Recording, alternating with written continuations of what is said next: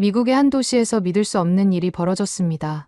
가게에 파리만 날리는 바람에 폐업을 앞두고 있던 한 고깃집이 한국에 이것을 들여놓은 후 해당 지역에서 예약이 가장 어려운 유명 맛집으로 변신했기 때문인데요. 더욱 놀라운 건 이 식당을 찾는 손님들의 특별한 행동입니다.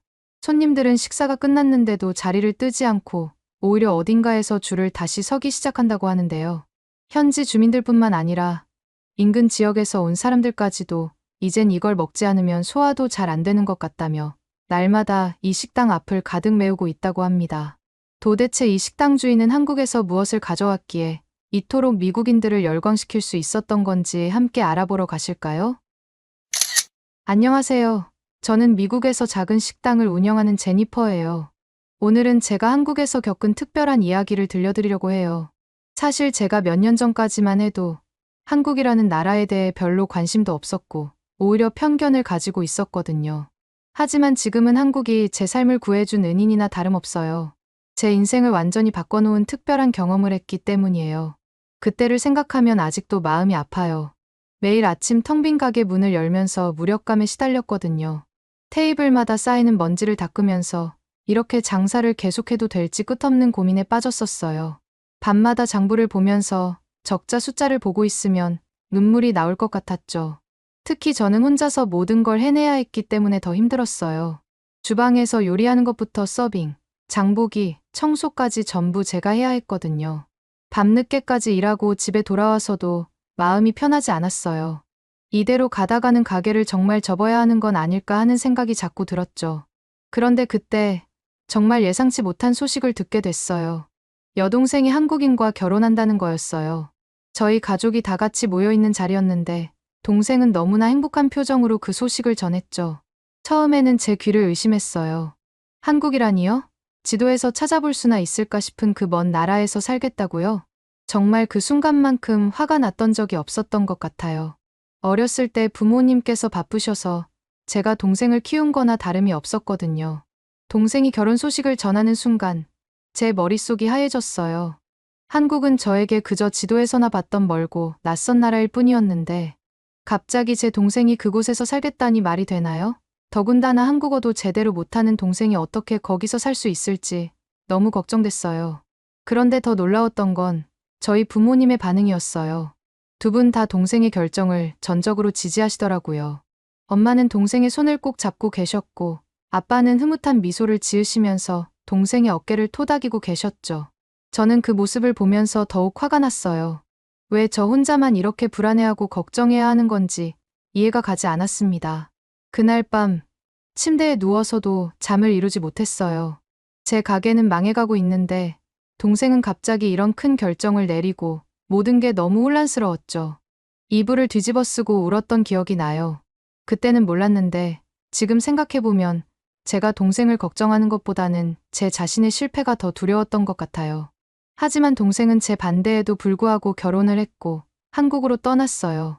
처음에는 연락도 안 받으려고 했는데 동생이 매일같이 전화를 걸어왔어요. 처음에는 짜증났지만 점점 동생의 목소리가 기다려지기 시작했죠. 매일 전화로 들려주는 한국에서의 이야기들이 신기하기도 했고요. 그러다 어느 날 동생이 저를 한국으로 초대했어요. 처음엔 단순한 안부 전화로 시작됐는데 제 목소리에서 지친 기색을 느꼈던 모양이에요. 동생은 저의 힘든 상황을 걱정하면서 비행기 표부터 숙박까지 모든 걸 자기가 책임지겠다고 했어요. 새로운 환경에서 잠시라도 휴식을 취하면서 마음의 여유를 찾으라는 거였죠. 사실 동생의 제안을 들었을 때 마음 한켠에서는 작은 설렘이 있었어요. 하지만 현실적인 걱정이 더 컸죠. 매일 아침 문을 열고 손님들을 맞이하고 혼자서 모든 걸 해내야 하는 가게를 놓고 떠난다는 건 상상조차 할 수 없었거든요. 그래서 처음에는 단호하게 거절했어요. 여행은커녕 가게 문을 하루라도 닫을 여유가 없다고 생각했으니까요. 하지만 통화를 하면 할수록 동생의 진심이 전해졌어요. 동생은 한국에서의 자기 삶이 얼마나 달라졌는지, 그곳에서 찾은 행복이 얼마나 특별한지를 이야기하면서 제게도 그런 변화의 기회가 필요하다고 했어요. 처음에는 그저 과장된 말처럼 들렸지만 동생의 목소리에 담긴 진정성이 제 마음을 조금씩 흔들어 놓았죠. 혼자 고민하는 시간이 길어질수록 제 현실을 더 또렷하게 마주하게 됐어요. 매일 같은 자리에서 같은 일을 반복하면서 제 삶은 점점 더 좁아지고 있었거든요. 더 이상 가게에서 혼자 괴로워하고 싶지 않았어요. 어차피 이대로는 아무것도 변하지 않을 것 같았죠. 결국 며칠 후 동생에게 다시 전화를 걸었어요. 짧게 다녀오겠다고, 너무 기대하지는 말라고 했죠. 그때는 몰랐어요. 이 결정이 제 인생에 어떤 변화를 가져올지는요. 그저 잠시 도망치듯 떠나는 여행이라고만 생각했으니까요. 하지만 지금 생각해보면 그때 그 용기를 내길 정말 잘했다는 생각이 들어요. 한국에 도착했을 때의 첫 느낌을 잊을 수가 없어요. 겨울이었는데 정말 춥더라고요. 미국에서도 추운 건 겪어봤지만 이건 완전히 달랐어요. 얇은 코트를 입고 공항을 나서는 순간 찬바람이 뼛속까지 파고드는 것 같았죠. 공항에서 나와 차를 타고 이동하면서 창밖을 봤는데 정말 놀라웠어요. 빽빽하게 들어선 아파트들이 끝없이 이어졌거든요. 처음에는 그렇게 많은 사람들이 아파트에 사는 게 이해가 안 됐어요. 미국에서는 보통 주택에 사는 게 일반적이니까요. 솔직히 말하면 좀 답답해 보이기도 했죠. 그런데 동생의 아파트에 들어서는 순간 제 생각이 완전히 바뀌었어요. 현관문을 열자마자 따뜻한 기운이 느껴졌거든요. 특히 바닥에서 올라오는 온기가 정말 특별했어요. 나중에 알고 보니 이게 온돌이라는 한국의 전통 난방 방식이더라고요. 미국에서는 아무리 히터를 틀어도 발이 시렸는데 이곳은 달랐어요. 아파트 내부를 둘러보면서 정말 많이 놀랐어요. 처음에는 작아 보였는데 들어가 보니 공간 활용이 정말 대단했거든요. 구석구석 수납장이 있어서 모든 물건들이 깔끔하게 정리되어 있었고 주방과 거실이 연결된 구조도 너무 효율적이었어요. 미국에서는 이런 걸 본 적이 없었죠. 특히 화장실에서 또 한 번 놀랐어요. 바닥이 따뜻한 건 기본이고 환기 시스템도 완벽했거든요. 미국에서는 겨울만 되면 화장실이 얼음장처럼 차가워서 고생했는데 여기는 그런 걱정이 전혀 없더라고요. 작은 공간이지만 이렇게까지 세세하게 신경 쓴 게 정말 인상적이었어요. 동생이 저녁 식사로 유명한 고깃집에 데려갔을 때의 일도 잊을 수가 없어요. 가게 앞에 길게 늘어선 줄을 보고 처음에는 믿기지 않았어요. 이렇게 추운 날씨에도 사람들이 줄을 서서 기다린다니 말이에요. 미국에서는 맛집이라고 해도 이렇게까지 기다리는 경우는 거의 없거든요. 손님들이 추위에 몸을 움츠리면서도 즐거운 표정으로 대화를 나누는 모습이 인상적이었어요. 특히 젊은 커플들이 많았는데 서로 붙어서 추위를 이겨내는 모습이 귀여웠죠. 기다리는 동안 주변 손님들과 이야기를 나누며 이 집이 얼마나 유명한지 들을 수 있었어요. 가게 안으로 들어갔을 때의 그 분위기는 정말 특별했어요. 활기찬 손님들의 웃음소리, 고기 굽는 향긋한 냄새, 그리고 종업원들의 빠른 움직임까지 모든 게 하나의 완벽한 조화를 이루고 있었죠. 식당 주인인 제가 보기에도 정말 감탄스러웠어요. 테이블마다 연기가 모락모락 피어오르는 모습이 마치 작은 구름처럼 보였고 손님들의 만족스러운 표정이 곳곳에서 보였어요. 종업원들은 마치 무용수처럼 테이블 사이를 자연스럽게 오가며 손님들을 응대하고 있었죠. 주방에서 들려오는 칼질 소리와 불 조절하는 소리가 하나의 음악처럼 들렸어요. 저희가 주문한 건 소갈비였는데 고기를 구워주는 방식이 또 놀라웠어요. 종업원이 직접 테이블에서 고기를 구워주는데 불 조절부터 고기를 뒤집는 타이밍까지 모든 게 너무 전문적이었거든요. 처음에는 제가 직접 구워 먹고 싶다는 생각도 들었는데 종업원의 숙련된 솜씨를 보고 나니 이해가 됐어요. 고기의 두께에 따라 불의 세기를 조절하고 기름이 타지 않게 자리를 옮겨가며 구워주는 모습은 마치 예술 같았어요. 특히 고기를 뒤집을 때마다 지글지글 소리와 함께 퍼지는 향이 입맛을 돋웠죠. 그리고 테이블에 차려진 반찬들의 양에 또 한 번 놀랐어요.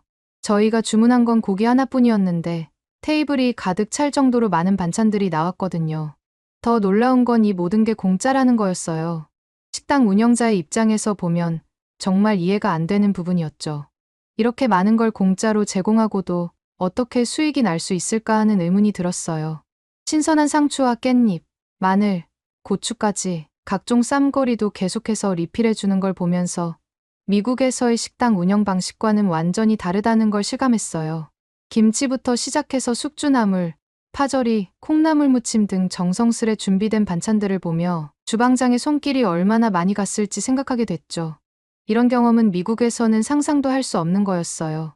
손님들을 위해 이렇게까지 신경 쓰는 모습을 보면서 제가 운영하던 식당의 서비스에 대해 다시 한번 생각해보게 됐죠. 특히 종업원들이 수시로 테이블을 확인하며 필요한 것이 없는지 살피고 숯불이 약해지면 바로 교체해주는 섬세함은 정말 인상적이었어요. 게다가 고기를 먹기 좋게 잘라주고 쌈을 싸먹는 방법까지 친절하게 설명해주는 모습을 보며 진정한 서비스의 의미를 깨달았답니다. 가게를 나오면서 문득 눈에 띈 작은 커피 자판기가 제 발걸음을 멈추게 했어요. 처음에는 그냥 지나치려고 했는데 동생이 제 팔을 살짝 잡더라고요. 호기심에 저건 뭐야? 왜 고깃집 앞에 커피 자판기가 있어? 라고 물어봤죠. 동생은 웃으면서 이게 한국에서 흔히 볼 수 있는 믹스커피 자판기라고 설명해주기 시작했어요. 특히나 고기를 실컷 먹고 난 후에 입가심용으로 즐겨 마시는 음료라고 하더라고요. 율무차도 있다면서 이런 서비스가 한국에서는 흔하다고 말해주었죠. 입가심용 커피, 고깃집에서 이런 걸 제공한다고? 하면서 저는 놀라지 않을 수 없었어요. 자판기 앞에 서서 보니 깔끔하게 정돈된 이쑤시개 통과 함께 있는 모습이 왠지 정겹게 느껴졌어요. 가격표를 보고 또 한 번 놀랐죠. 고작 100원이라니. 미국에서는 자판기 커피도 최소 1달러는 넘는데 말이에요. 호기심에 버튼을 눌러봤는데 아무런 반응이 없어서 당황스러웠어요. 이거 고장난 거 아니야? 라고 말했더니 동생은 제 어리둥절한 표정을 보더니 웃으면서 언니, 100원을 넣어야 작동해. 라고 알려주었죠. 그러더니 고깃집 안으로 들어가서 100원을 가져왔어요. 100원. 이 커피가 정말 100원밖에 안 한다고? 심지어 가게 안에서 100원을 주는 거면 뭐하러 돈을 받는 거야? 하면서 저는 또 한 번 충격에 빠졌어요. 동생은 물론 다른 고깃집에서 이 커피를 공짜로 제공하는 곳도 많아. 하지만 이렇게 100원을 받는 곳도 꽤 많이 있어. 공짜로 주는 것이 손님들에게 더 좋은 거 아니냐고 할 수 있는데 100원 정도만 돼도 사람들이 느끼는 가치는 천차만별이거든 라고 설명해 주었어요. 더 놀라운 건 이어진 설명이었죠. 100원을 받는 이유는 단순히 돈 때문만은 아니야. 소액이라도 내면 사람들이 이 커피 자판기를 더 소중히 여기게 되거든. 동생의 말을 들으니 정말 한국 사람들은 약간의 센스를 발휘해서 자판기를 편하게 관리할 수 있구나라는 생각이 절로 들더군요. 그렇게 동생은 가게 안에서 가져온 동전을 자판기에 넣자 자판기가 윙윙거리는 소리를 내며 작동하기 시작했어요. 하얀 종이컵이 떨어지고 갈색 액체가 천천히 흘러내리는 걸 지켜보았죠. 처음에는 컵의 반도 차지하는 양을 보고 실망했어요. 이래서 100원인 거 아냐? 양이 이렇게 조금 나오다니. 라고 투덜거렸더니 동생이 웃으면서 믹스커피는 원래 이렇게 나오는 게 딱 좋아. 종이컵 한가득 물을 넣으면 맛이 싱거워져서 제대로 된 맛을 느낄 수 없거든. 라고 설명해 주었어요. 첫 모금을 마시는 순간 제 생각은 완전히 바뀌었어요. 진한 커피 향과 달콤한 맛이 입안 가득 퍼졌는데 이건 정말 특별했어요. 생각보다 괜찮네. 라고 말하지 않을 수 없었죠. 미국의 어떤 커피와도 비교할 수 없는 독특한 맛이었어요. 보통 블랙커피만 마시다가 이런 달콤하고 진한 맛을 접하니 새로운 경험이었죠. 이 작은 자판기를 통해 한국의 세심한 배려 문화를 새롭게 발견하게 된 것 같아요. 고깃집에서 이런 디테일까지 신경 쓰다니 고객들이 정말 만족할 수밖에 없겠어라는 생각이 절로 들더라고요. 문득 내 식당에서도 이런 작은 디테일을 추가하면 손님들이 더 만족하지 않을까 하는 생각도 들었어요.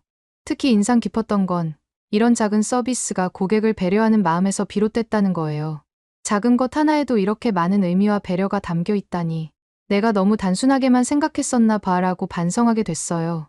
미국에서는 보통 이런 세세한 부분까지 신경 쓰는 경우가 드문데 이런 문화적 차이를 발견하니 새삼 놀랍다는 생각이 들더군요. 그날 저녁 동생 부부와 함께 식사를 하면서 정말 놀라운 사실을 알게 됐어요. 현중 씨가 한국에서 꽤 유명한 요식업계 사업가라는 거였죠. 처음에는 그저 평범한 대화로 시작됐는데 동생이 우연히 현중 씨의 사업 이야기를 꺼냈어요. 그 순간 저는 숟가락을 든 채로 그대로 멈춰버렸죠. 그동안 제가 얼마나 편협한 시각으로 동생의 결혼을 바라봤는지 새삼 부끄러워졌어요. 동생이 저를 한국으로 초대한 이유도 현중 씨를 만나게 해주고 싶었기 때문이라는 걸 그제서야 알았죠. 식사 자리에서 현중 씨의 이야기를 더 들을수록 제 마음은 복잡해졌어요. 한편으로는 너무나 자랑스러웠고 다른 한편으로는 미안한 마음이 가득했죠. 그동안 동생의 결혼 생활을 걱정하고 의심했던 제 모습이 떠올라 얼굴이 화끈거렸어요. 현중 씨는 무려 서울에서 5개의 레스토랑을 운영하고 있었고 각각의 가게가 모두 성공적이라고 하더라고요. 용기를 내서 현중 씨에게 제 가게 운영에 대한 조언을 구했어요. 솔직히 말하면 처음에는 망설였어요. 제 무능함이 너무 적나라하게 드러날까봐 두려웠거든요. 하지만 가게 상황이 너무 좋지 않았고 이대로 가다가는 정말 문을 닫아야 할지도 모른다는 절박함이 밀려왔어요. 그래서 결국 부끄러움을 무릅쓰고 조언을 구했죠. 현중 씨는 제 부탁을 너무나 흔쾌히 받아들여줬어요. 하지만 솔직히 말하면 그때는 그의 진심을 완전히 믿지 못했죠. 이렇게 쉽게 도와주겠다고 하는 게 뭔가 다른 속셈이 있는 건 아닐까 하는 의심도 들었거든요. 지금 생각하면 정말 부끄럽지만 그때는 그런 생각이 들 수밖에 없었어요. 현중 씨의 이야기를 들으면서 제가 그동안 얼마나 기본적인 것들을 놓치고 있었는지 깨달았어요. 고객 경험이라는 건 생각도 못했고 메뉴 구성도 체계가 없었죠. 직원 교육은 더더욱 신경 쓰지 못했고요. 모든 게 즉흥적이고 임시방편이었다는 게 너무나 명확해졌어요. 하지만 그때도 저는 여전히 반신반의했어요. 이런 이론적인 이야기가 실제로 도움이 될까 하는 의구심이 계속 들었거든요. 현중 씨는 제 가게를 직접 보고 싶다며 미국 방문을 약속했어요. 솔직히 말하면 그때는 설마 진짜 올까 하고 반신반의했죠. 바쁜 사업가가 이런 작은 가게 때문에 비행기를 타고 올 리가 없다고 생각했거든요. 게다가 저는 그의 제안이 그저 예의상 하는 말이라고 생각했어요. 한국에서는 그런 표현들을 많이 쓴다고 들었거든요. 다음에 한번 봅시다 같은 인사말처럼요. 하지만 일주일 뒤 현중 씨에게서 비행기 티켓을 예매했다는 메시지가 왔어요. 순간 가슴이 철렁 내려앉더라고요. 저는 아직 마음의 준비가 안 되어 있었거든요. 그리고 솔직히 말하면 제 가게의 부족한 모습을 보여주고 싶지 않았어요. 현중 씨는 성공한 사업가였고 제 가게는 그의 기준에서 보면 한심하게 보일 것 같았거든요. 현중 씨는 정말로 약속을 지켰어요. 그때 처음으로 그의 진심을 조금씩 믿기 시작했죠. 공항에 마중 나갔을 때 그가 피곤한 기색도 없이 환하게 웃으며 저를 반겨주는 모습에 괜히 마음이 찡해졌어요. 하지만 그때까지도 제 마음 한구석에는 여전히 의심이 남아 있었어요. 왜 이렇게까지 해주는 걸까? 뭔가 다른 속셈이 있는 건 아닐까 하는 생각이 들었어요. 약속대로 현중 씨가 미국에 와서 제 가게를 둘러보기 시작했을 때 끊임없는 지적에 처음에는 못마땅했어요. 입구가 눈에 잘 안 띈다는 것부터 시작해서 테이블 배치가 손님들에게 불편할 수 있다는 것까지 그가 발걸음을 옮길 때마다 새로운 문제점을 지적하더라고요. 현중 씨가 이 조명은 너무 어둡네요 라고 말했을 때는 속으로 도대체 뭘 안다고 이러나 하는 생각이 들었어요.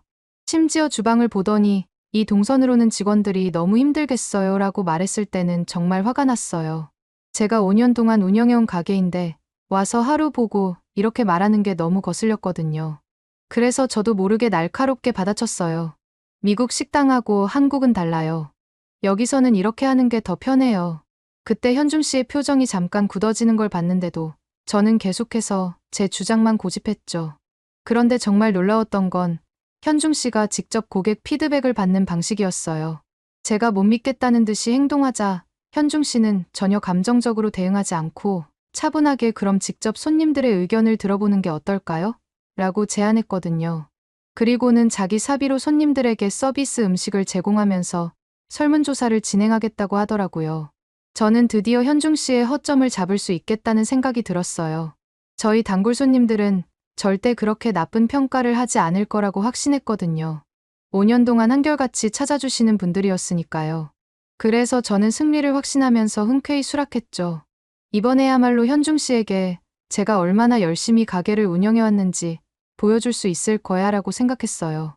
현중 씨는 정말 놀라운 방식으로 설문조사를 진행했어요. 손님들께 무료로 음식을 제공하면서도 솔직한 의견을 달라고 정중하게 부탁하더라고요. 좋은 점도 좋지만 개선이 필요한 점을 알려주시면 더 감사하겠습니다 라고 말하는 모습을 보면서 저는 처음으로 그가 진정한 프로페셔널이라는 걸 느꼈어요. 그리고 그 결과는 제 자신감을 완전히 무너뜨렸죠. 심지어 제가 가장 믿었던 단골 손님들조차 음식이 조금 평범해요. 서비스가 때때로 불친절해요. 분위기가 어두워서 답답해요 라고 평가하시는 걸 듣고 정말 큰 충격을 받았어요. 그제서야 현중 씨의 모든 지적이 정확했다는 걸 인정할 수밖에 없었죠. 그날 밤 저는 현중 씨에게 진심으로 사과했어요. 현중 씨, 정말 미안해요. 제가 너무 교만했네요. 그러자 현중 씨는 오히려 저를 위로해줬어요. 저도 처음에는 다 그랬어요. 중요한 건 지금부터예요. 그 따뜻한 말 한마디에 제 눈에서 눈물이 왈칵 쏟아졌어요. 현중 씨는 저와 함께 주변 경쟁업체들도 둘러봤어요. 처음에는 솔직히 기분이 좋지 않았죠. 제 가게보다 잘하는 게 뭐가 있다고 하는 마음이었거든요. 하지만 막상 가게들을 둘러보니 저도 모르게 입이 벌어졌어요. 다른 가게들의 고기 품질은 물론이고 매장이 깔끔하기도 하더군요. 처음에는 자존심이 상해서 변명하려고 했어요. 저희는 인력이 부족해서 그렇게까지 할 필요가 있나 같은 말들이 목 끝까지 차올랐죠. 하지만 이런 태도로 가게를 운영하면 발전하기는커녕 또 망할 수밖에 없을 거라는 확신이 들었죠. 그렇게 현중 씨의 조언대로 가게를 하나하나 바꿔나가기 시작했어요. 가장 먼저 메뉴부터 손봤죠. 기존에는 그냥 소고기, 돼지고기 이렇게만 써있던 메뉴판을 과감히 버리고 부위별로 특징과 맛을 자세히 설명한 새로운 메뉴판을 만들었어요. 현중 씨가 추천해준 한국식 바비큐도 추가했는데 이게 의외로 큰 인기를 끌더라고요. 특히 양념갈비는 첫날부터 주문이 밀릴 정도였어요. 김치도 다양하게 준비하기 시작했어요. 배추김치는 기본이고 총각김치, 깍두기, 열무김치까지. 손님들이 와, 여기 김치가 이렇게 많았나요? 라고 물어보실 때마다 괜히 뿌듯했죠. 직원 교육도 새롭게 시작했어요.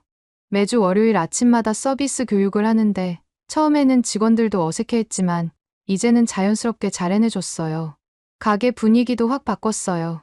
어두침침했던 조명을 밝고 따뜻한 느낌으로 교체하고 테이블 배치도 손님들이 편하게 앉으실 수 있도록 재배치했죠.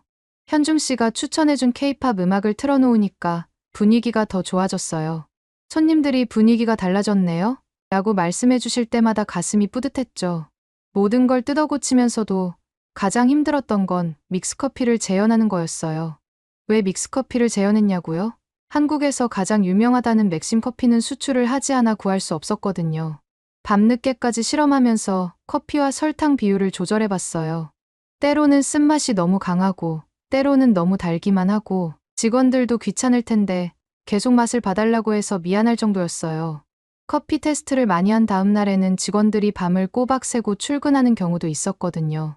고민을 정말 많이 하다가 저는 또 현중 씨한테 도와달라 했고 이번에도 역시 현중 씨가 해결책을 알려줬어요. 바로 프림이라는 비밀 재료였죠. 아, 그래서 그 맛이 안 났구나 하는 깨달음이 순간적으로 왔어요.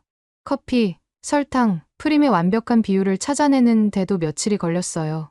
하지만 드디어 그 맛이 딱 나왔을 때 저도 모르게 예스라고 소리를 질렀던 게 기억나요. 믹스커피에서 느껴지는 풍부한 우유향, 이게 포인트라고 생각했거든요.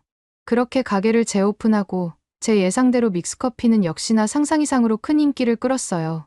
오죽하면 손님들이 일부러 고기를 먹으러 오는 것이 아니라 이 믹스커피를 마시러 오는 경우도 많았어요. 미국에서는 보통 식사 후에 커피를 마시려면 카페에 따로 가야 하는데 저희 가게에서는 500원이면 고기도 먹고 커피도 마실 수 있으니까 다들 좋아하시더라고요. 어떤 손님은 이거 진짜 한국 자판기 커피 맛이에요 라고 해주시고 또 어떤 손님은 이 커피 때문에 일부러 먼 길을 달려왔어요 라고도 하시더라고요. 특히 좋은 건 고기를 먹고 나서 카페에 가야 하는 번거로움이 없어졌다는 거였어요. 게다가 500원이라는 저렴한 가격 덕분에 부담 없이 드실 수 있어서 더 좋아하시더라고요. 지금 생각해보면 처음에 현중 씨를 의심했던 제 모습이 정말 부끄러워요. 그는 진심으로 저를 도와주려고 했는데 저는 그의 진심을 알아보지 못했으니까요. 혹시 무슨 다른 속셈이 있는 건 아닐까? 왜 이렇게까지 해주는 걸까? 하면서 의심부터 했던 제가 부끄럽네요. 하지만 그 과정을 통해 제가 얼마나 성장했는지 새삼 느끼게 돼요. 예전에는 그저 장사가 잘 되기만을 바랐는데 이제는 손님들에게 어떤 경험을 제공할 수 있을지 고민하게 됐어요. 직원들과의 관계도 더 돈독해졌고요. 무엇보다 가게를 운영하는 게 즐거워졌어요. 이대로만 하면 가게 운영하는 건 식은 죽 먹기라고 생각했죠. 매출도 잘 나오고 손님들 반응도 좋았으니까요. 이제는 제가 뭘 해도 잘 될 것만 같은 자신감이 넘쳤어요. 하지만 제 생각과는 달리 가게는 또 한 번 망하기 시작했어요. 성공이란 게 이렇게 무너지기 쉬운 거였다니 그때는 정말 몰랐죠. 가게가 점점 입소문이 나면서 새로운 사람들도 많이 찾아왔어요. 다른 식당 사장님들도 저희 가게를 벤치마킹하러 오시고 여러 업체에서 제휴 제안도 들어왔죠. 그러던 어느 날 지역의 중국 식료품 사장이 찾아왔어요. 처음에는 그저 평범한 영업 방문인 줄 알았는데 그가 내민 제안서를 보고 눈이 휘둥그레졌어요. 한국 김치와 똑같은 맛이 나는 중국산 김치를 공급해드리겠습니다. 가격은 한국산의 3분의 1이에요. 그리고 여기에 한국산이라고 써 있어서 손님들은 아예 모를 거예요. 그의 말에 솔직히 가슴이 두근거렸어요. 매달 김치값으로만 수백만 원을 쓰고 있었거든요. 게다가 그는 샘플까지 가져왔는데 제가 맛봤을 땐 정말 한국 김치와 비슷하더라고요. 처음에는 정말 고민됐어요. 비용을 크게 절감할 수 있다는 게 매력적으로 들렸거든요. 이렇게 절약한 돈으로 가게를 더 발전시킬 수 있지 않을까 하는 생각도 들었죠. 하지만 한편으로는 현중 씨가 강조했던 품질과 진정성이 계속 머릿속에 맴돌았어요. 음식에서 진정성을 잃으면 모든 것을 잃는 거예요 라는 현중 씨의 말이 자꾸 떠올랐죠. 하지만 결국 욕심이 이겼어요. 한 번만 시도해보자. 별로 차이 안 날 거야 라는 생각으로 중국산 김치를 구매했는데 이게 정말 큰 실수였어요. 처음 이틀은 괜찮았어요. 오히려 이 정도면 괜찮은데 라고 안심했죠. 하지만 며칠 지나지 않아서 손님들의 불만이 쏟아지기 시작했어요. 왜 김치 맛이 이상하죠? 전에는 이렇지 않았는데 뭔가 맛이 달라졌어요. 음식 맛이 달라졌다는 이야기부터 예전만큼 맛있지 않다는 평가까지 처음에는 김치 하나 바꾼 것뿐인데 이렇게까지 차이가 날 거라고 생각도 못했죠. 심지어 어떤 손님은 전에는 이 가게가 정말 한국 음식 같았는데 이제는 그냥 그래요라고 하시더라고요. 하지만 가장 충격적인 건 단골 손님들이 하나둘씩 발길을 끊기 시작했다는 거예요. 5년 동안 매주 오시던 분들도 더 이상 보이지 않았어요. 전화로 예약 취소하면서 요즘 맛이 영, 다음에 올게요라고 하시는 분들도 계셨죠. 그때서야 상황이 정말 심각하다는 걸 깨달았어요. 너무 걱정돼서 결국 현중 씨에게 연락했는데 믿기지 않게도 현중 씨는 제 동생과 함께 곧바로 비행기를 타고 왔어요. 부부가 가게에 들어서자마자 가게를 둘러보기 시작했고 김치 맛을 보더니 문제를 바로 찾아냈어요. 현중 씨는 평소와 다르게 단호한 목소리로 한 식당에서는 한국의 김치가 제일 중요한데 이걸 중국산으로 바꾸면 어떻게 하냐고 얘기하더라고요. 저는 현중 씨의 말에 얼굴이 새빨개지면서 한국 김치값이 비쌌어요. 라고 했지만 현중 씨에겐 씨알도 먹히지 않았죠. 당장 김치 거래처를 바꾸라고 하더군요. 저는 현중 씨의 말대로 바로 중국 식료품 사장한테 거래를 하고 싶지 않다고 말을 했고 몇 분 지나지 않아 그 중국 식료품 사장이 가게로 들어오는 거 아니겠어요? 제가 계약을 파기하고 싶다고 연락했더니 직접 찾아온 거였죠. 그는 고압적인 태도로 계약서에 사인했잖아요. 위약금 내셔야 됩니다 라며 으름장을 놓았어요. 현중 씨는 평소와 다르게 엄격한 목소리로 그를 향해 말했어요. 사장님, 이 김치 원산지가 어디죠? 라벨에는 한국산이라고 써 있는데 성분표를 보니 중국산이라고 되어 있네요. 이거 원산지 위반 아닌가요? 중국 사장의 얼굴이 하얗게 변했어요. 현중 씨는 계속해서 날카로운 지적을 이어갔어요. 그리고 이 김치 제대로 관리하고 계신 건 맞나요? 벌써 변질 징후가 보이네요. 식약처에 신고하면 영업정지가 될 것 같은데 그래도 위약금 받고 싶으세요? 중국 사장은 더 이상 아무 말도 못하고 계약서를 찢어버리고는 도망치듯 나가버렸어요. 그제서야 현중 씨가 저를 향해 따끔한 충고를 했죠. 김치는 한국 음식의 기본이에요. 김치 하나로 모든 음식의 맛이 달라질 수 있다는 걸 잊으시면 안 돼요. 그 순간 정말 부끄러웠어요. 몇 푼 아끼겠다고 가게의 정체성을 포기할 뻔했다는 게 너무 후회됐거든요. 게다가 알고 보니 그 중국산 김치는 위생 문제도 있었대요. 현중 씨가 미리 알아보고 왔더라고요. 형수님, 이런 김치 계속 쓰셨으면 더 큰 문제가 생길 뻔했어요. 라는 말에 등에서 식은땀이 흘렀어요. 이 일을 겪고 나서 정말 많은 걸 깨달았어요. 음식은 단순히 맛있고 싸다고 해서 되는 게 아니라는 거요. 진정성과 정성이 담겨 있어야 한다는 걸 뼈저리게 느꼈죠. 특히 한국 김치는 저희 가게의 자존심이자 정체성이란 걸 다시 한번 깨달았어요. 그 후로는 어떤 유혹이 와도 절대 타협하지 않겠다고 다짐했어요. 다시 한국산 김치로 바꾸고 나서 손님들이 하나둘씩 돌아오기 시작했어요. 일부러 찾아와서 역시 이 맛이었어요 라고 말씀해 주시는 분들도 계셨죠. 그때 정말 뭉클했어요. 특히 기억에 남는 건 단골 손님 한 분이 사장님, 잠깐 맛이 이상해서 걱정했는데 이제 다시 원래 맛이네요. 역시 믿고 왔어요 라고 해주셨을 때예요. 제가 실수를 했다는 걸 인정하고 바로잡으니까 손님들도 그 진심을 알아봐 주시더라고요. 그 후 가게가 점점 바빠지면서 직원도 더 뽑아야 했어요. 현중 씨가 알려준 대로 서비스 교육도 철저하게 했죠. 손님을 맞이하는 방법부터 음식을 서빙하는 순서, 테이블 정리하는 방식까지 정말 하나하나 신경 썼어요. 처음에는 직원들도 힘들어했지만 손님들의 반응이 좋아지니까 자부심을 가지고 일하더라고요. 이제는 입소문이 나면서 주말에는 줄을 서서 기다리시는 분들도 생겼어요. 제가 가게를 운영하면서 놀라웠던 건 한국인 손님들만 오는 게 아니었다는 거예요. 오히려 다양한 국적의 손님들이 찾아왔어요. 처음 한국 음식을 접하시는 분들도 많았는데 그분들이 맛있게 드시고 다음에 또 오시겠다고 하실 때마다 정말 뿌듯했죠. 현중 씨는 여전히 제 가장 든든한 조언자예요. 이제는 1년에 2번씩 정기적으로 미국에 와서 제 가게를 점검해주고 있거든요. 처음엔 몰랐는데 이렇게 꾸준히 관리하고 발전시키는 게 정말 중요하더라고요. 매번 올 때마다 새로운 메뉴 아이디어도 주고 서비스 개선 방안도 제안해줘서 가게가 계속 발전할 수 있었답니다. 그래서 그러는데 저희 가게에 추천할 만한 한국의 서비스가 있을까요? 한국 고깃집만의 장점을 알려주시면 감사하겠습니다. 오늘의 사연은 어떠셨나요? 오늘의 사연이 마음에 드셨다면 좋아요만 한번 눌러주세요. 1초밖에 안 걸리지만 좋아요를 한번 눌러주시면 더 좋은 사연을 소개해드리는데 큰 힘이 된답니다. 긴 영상 시청해주셔서 감사합니다. 오늘도 행복한 하루 보내세요.